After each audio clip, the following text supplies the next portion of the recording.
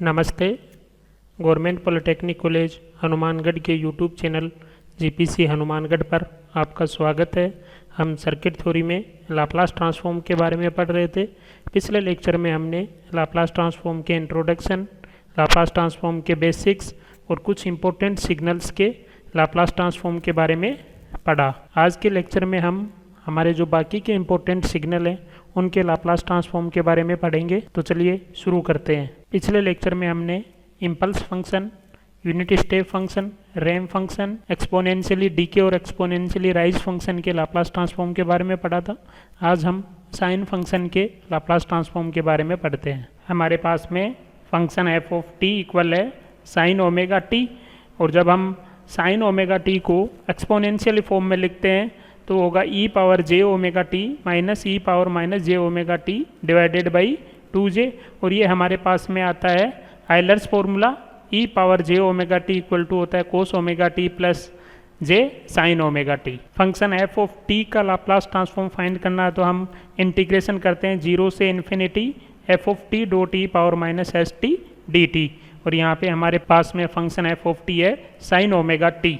तो हमारे पास में एफ ऑफ टी है वो रिप्लेस हो जाएगा साइन ओमेगा टी से, और साइन ओमेगा टी की जो एक्सपोनेंशियल फॉर्म में वैल्यू है वो हम यहाँ पुट कर देंगे। Sine omega T equal to ये वैल्यू पुट की। अब हम इंटीग्रेशन करेंगे तो हमारे पास में जो ये 2j पार्ट है वो टाइम डिपेंडेंट नहीं है, तो ये इंटीग्रेशन से बाहर रख लेंगे हम यहाँ पर 2j। और इंटीग्रेशन एक लीनियर ऑपरेटर होता है तो हम इसको दो भागों में सेपरेट कर देंगे। एक हो जाएगा e power J omega t dot E power minus S T D t minus integration from 0 से इन्फिनिटी ई पावर माइनस जे ओमेगा टी डॉट ई power minus S T D t. तो ये पार्ट हमारे पास में हुआ ई पावर जे omega T का Laplace transform.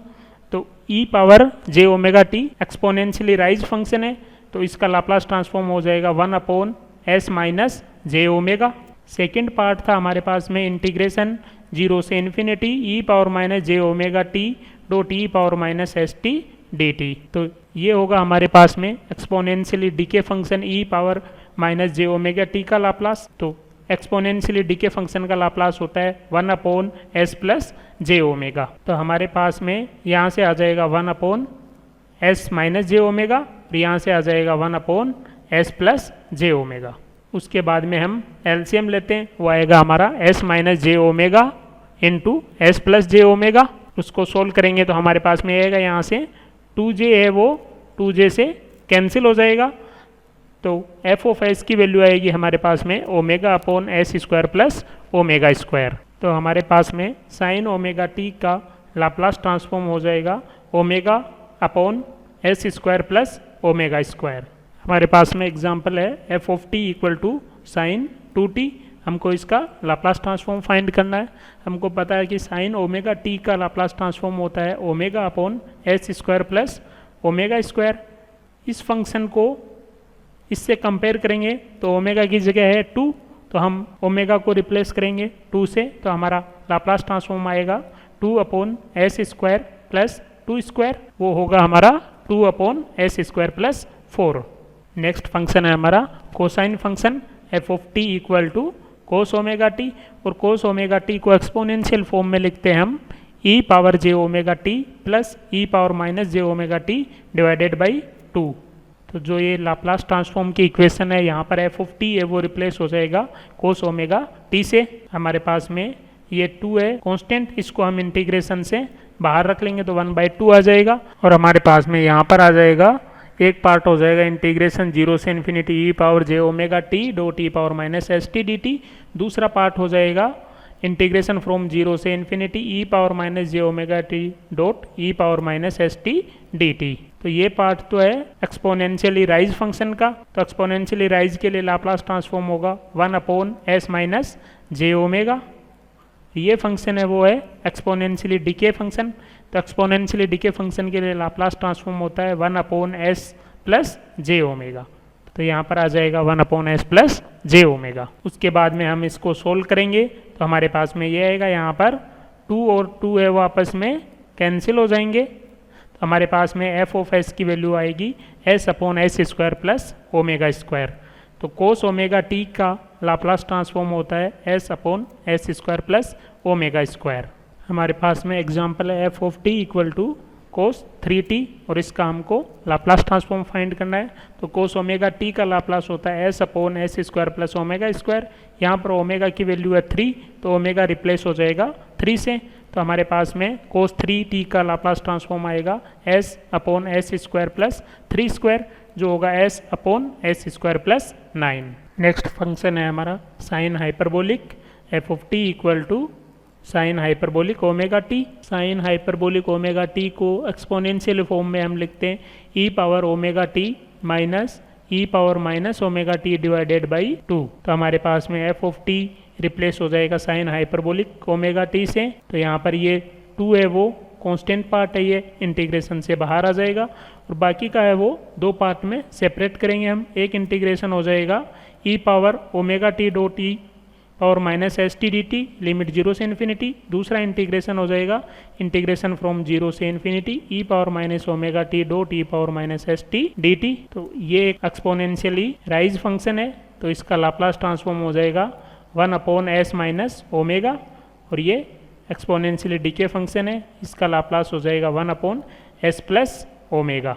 यहाँ से हम एलसीएम लेंगे तो हमारा आएगा S square minus omega square.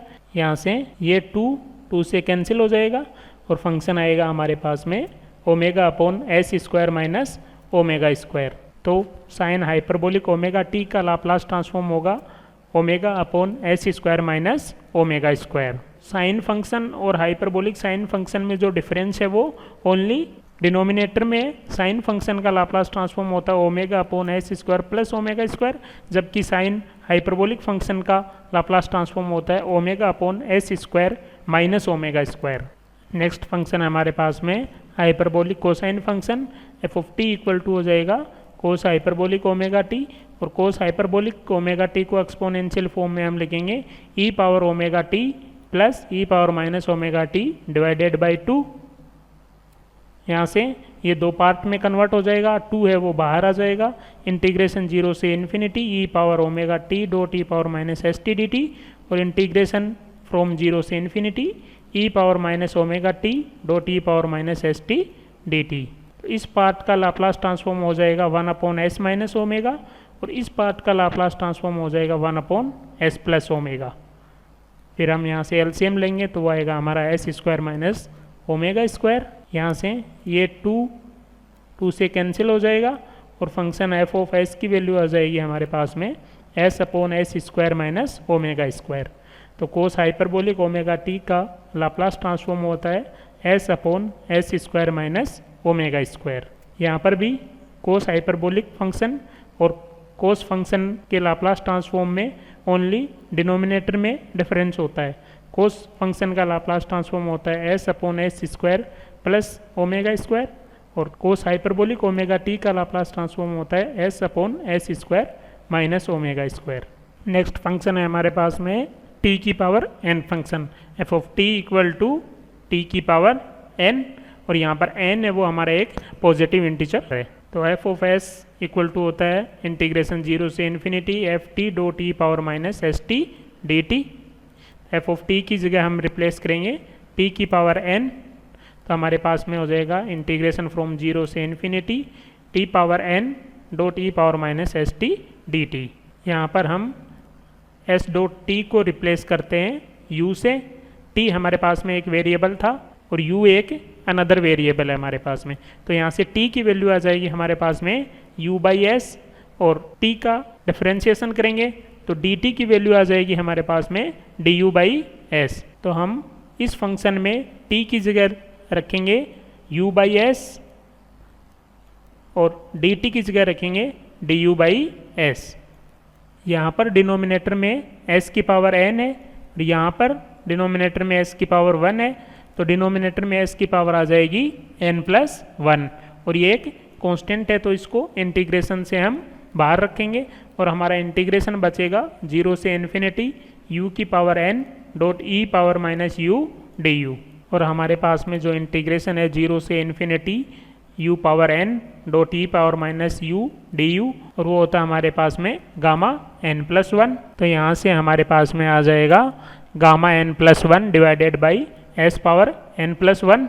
और जब एन हमारा पॉजिटिव इंटीजर है तो गामा एन प्लस वन की वैल्यू हो जाती है फैक्टोरियल एन।